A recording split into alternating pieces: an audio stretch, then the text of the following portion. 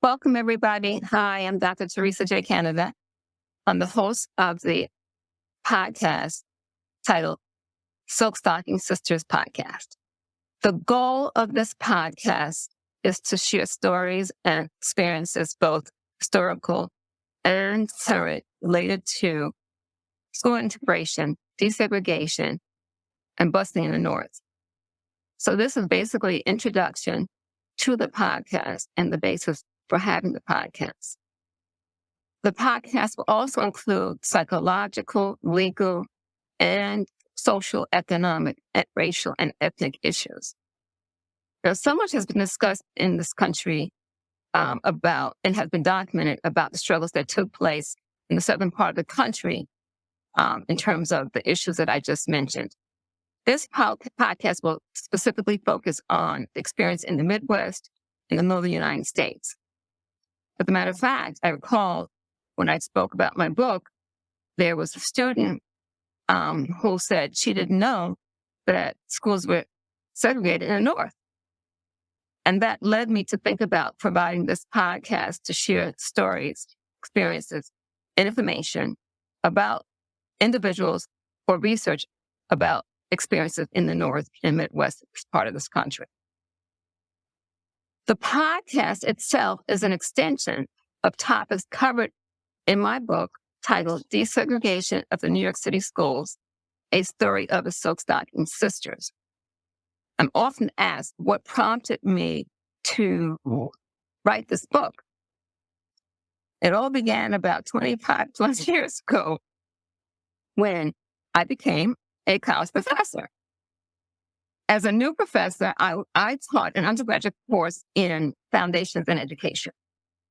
The course basically introduced students to the teaching profession. That was the goal of the course, talking about what was teaching all about and so forth and so on. Students were introduced to the historical, philosophical, social, and legal foundations of education. When we covered the section on social foundations, I then happened to share with the class that I was part of a desegregation experience in the New York City public schools. One student said, quote, Dr. Canada, you should write a book about your experience. You should write about your experience. And so I did. So now the podcast is an extension of topics related to things that I talk about in the book and beyond. Podcasts will include special guests. I'm not going to be the only person showing up for the podcast.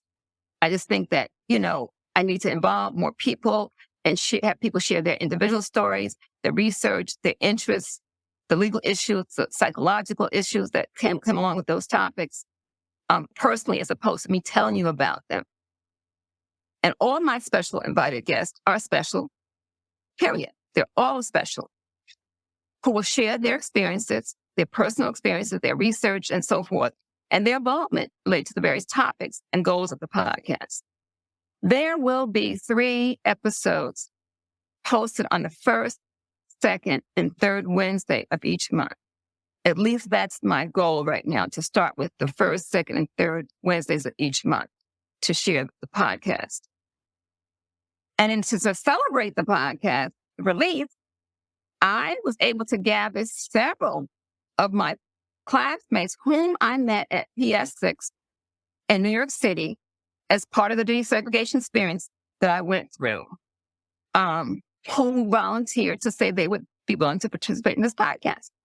Now, the majority of the classmates who I was able to gather were actually in my 4th grade class that talks about the experience that took place for me as a 4th grader attending PS6.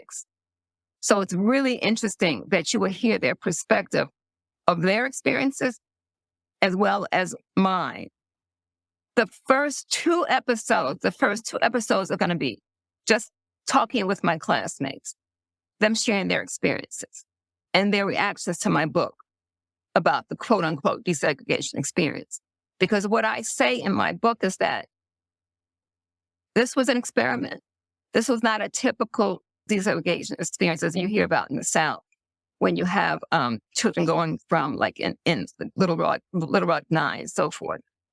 The story about the PS6 quote unquote desegregation experience really was about allowing students an effort to, try to have more diverse students come to the school, but the same point, to also make sure that they had students to fill the seats in the actual classrooms that they had at PS6, because the enrollments were starting to diminish because the neighborhood was changing, and many of the parents with young children were leaving the city and going to the suburbs or attending private schools. So that's why it's very interesting that I mentioned about this so-called experiment with myself and some of my classmates that I discussed in the book about the desegregation experience. So now that this topic has come out again, we have issues we're going to talk about, not just past experience, but also current and future options moving forward that will be discussed in the podcast. And as a result, I hope everyone will come on board and listen and support us for this effort that we're trying to do here, to share the history, to listen to different views, to hear about people's personal involvement, and some people's family and members' involvement as well in this process of the educational aspects in this country, outside of the South. And hopefully be educational as well as engaging to all of you who decide to listen to the podcast. So we look forward to seeing you the next time, or listening in the next time we have the actual inaugural event for the Soul Stocking Sisters podcast. Have a great day or evening or night, wherever you are around the world. Bye now.